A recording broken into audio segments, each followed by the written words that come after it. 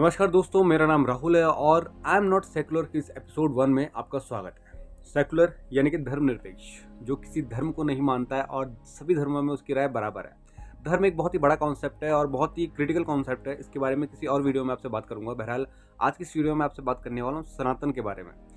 लेकिन सनातन के बारे में बात करने से पहले भी मैं आपको ये बता दूं कि मैं कोई पंडित नहीं हूँ, ना ही कोई धर्म का ठेकेदार हूँ, ना ही कोई मोदी भक्त हूँ।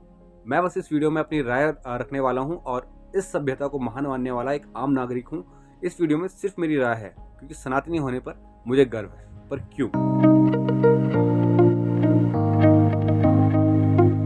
दोस्तों, क्या है सनातन धर्म और क्यों आज पूरा विश्व सनातनी होना चाहता है? क्यों लोगों को अक्सर ये लगता है कि हिंदू होना सनातन धर्म है और इस धर्म की वजह से लोग इतने ज्यादा आपस में लड़ते हैं कि इसकी कोई सीमा नहीं है। और ज्यादातर लड़ाइयाँ हिंदू और मुसलमान के बीच में है, सिर्फ इस धर्म की वजह से।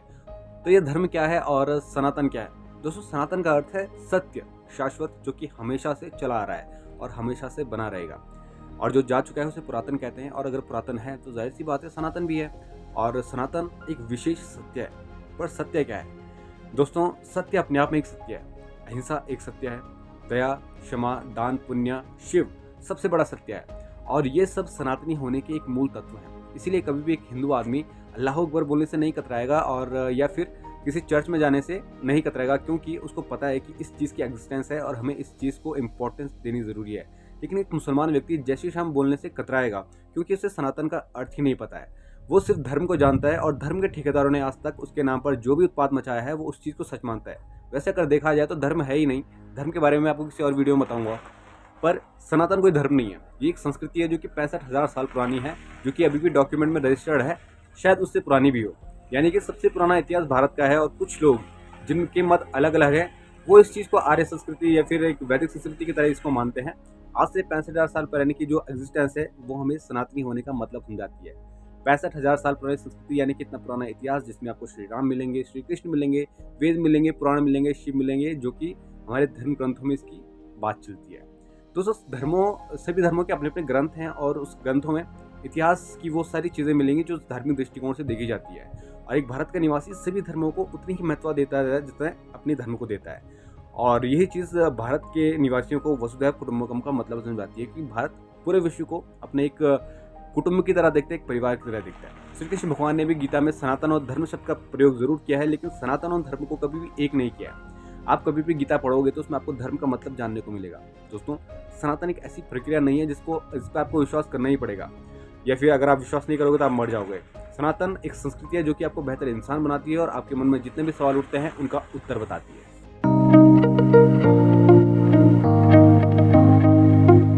आजकल कुछ धर्म के ठेकेदार हैं जो सनातन या शाश्वत को महज एक धार्मिक पुस्तक के तौर पर दिखाते हैं और चाहते हैं कि सभी लोग इसका अनुसरण करें। सब लोगों को इस चीज़ का अनुसरण ज़रूर करना चाहिए और सभी लोगों को अपने धर्म के बारे में, अपने सनातन के बारे में ज़रूर जानना चाहिए। लेकिन कभी भी अपने विचारों को थोप कर ये सब चीज़ें नहीं करनी चाहिए। आजकल आपने भी देखा होगा कि बहुत सारे धर्म परिवर्तन होते हैं। सभी धर्मों को लगता है कि सभी लोगों, अलग अलग धर्मों के लोग हमारे धर्म में आ जाओ या फिर हम उनको मार देंगे। अगर उन्होंने कभी सनातन का अर्थ समझा होता या फिर इस शब्द का मतलब जाना होता तो कभी भी वो ऐसी बातें नहीं करते, क्योंकि सनातन धर्म कभी इस चीज़ को बताता ही नहीं है। आप कभी भी गीता पढ़ोगे तो आप देखोगे कि अर्जुन ने गीता उपदेशों के दौरान हजारों सवाल पूछे हैं और उसको हजारों सवालों के जवाब मिले हैं। लेकिन सीधा सीधा गीता का अनुसरण करने पर भी आप कंफ्यूज हो जाते हो और गीता के उपदेशों का मकसद ही खत्म हो जाता है। आपको सोचना सिखाता है, सनातन आपको सवाल करना सिखाता है, सनातन आपके सवालों का जवाब दिखाता है, दुनिया को एक परिवार की नज़र से देखना सिखाता है। जितना मैंने सनातन को समझा है, इसका अर्थ कोई भगवा या फिर कोई धर्म नहीं है। धर्म बिल्कुल अलग चीज़ है और सनातन बिल्कुल अलग चीज़ है। सनातन का मतलब है लोगों में जिज्ञासा का भाव उत्पन्न करना, अपने विचारों को थोपना नहीं। इसीलिए भारत में इतने आक्रमणों के बाद भी भारत की संस्कृति को कोई नष्ट आज तक नहीं कर पाया है, क्योंकि भारत की संस्कृति कोई डॉक्यूमेंट में नहीं लिखी हुई है जिसे कोई नष्ट कर दे। भारत हमेशा से ही वसुधैव कुटुंबकम है, उसने दूसरों को अपनाया है और ज़्यादातर खुद को लुटाया है। लेकिन भारत आज भी अतिथि देवो भव की इस परंपरा को नहीं भूला है, क्योंकि ये संस्कृति भारत के इतिहास से चली आ रही है, बहुत पहले से चली आ रही है। धर्म तो कोई नष्ट तो कर सकता है, लेकिन संस्कृति कभी भी नष्ट नहीं हो सकती है। दोस्तों, ये तो बात थी मेरी आजकल के युवा की, जो सनातन को किस नज़रिए से देखता है। आप किस नज़रिए से सनातन को देखते हैं, आप कमेंट बॉक्स में लिखकर ज़रूर बताएं। और आपके विचारों के ऊपर मैं एक अगली वीडियो ज़रूर बनाऊंगा। और अगर आप ज़्यादातर कमेंट करते हैं तो ये मेरे लिए बहुत खुशी की बात होगी कि आपने आजकल के एक ऐसे युवा की बात सुनी और समझी जो अपने धर्म पर भरोसा करता है, अपने सनातन पर भरोसा करता है और ऐसी-ऐसी चीज़ों को अनुसरण करता है और अपना काम बखूबी करता है। आपसे मिलता हूँ मैं किसी अगली वीडियो में, तब तक के लिए जय हिंद दोस्तों।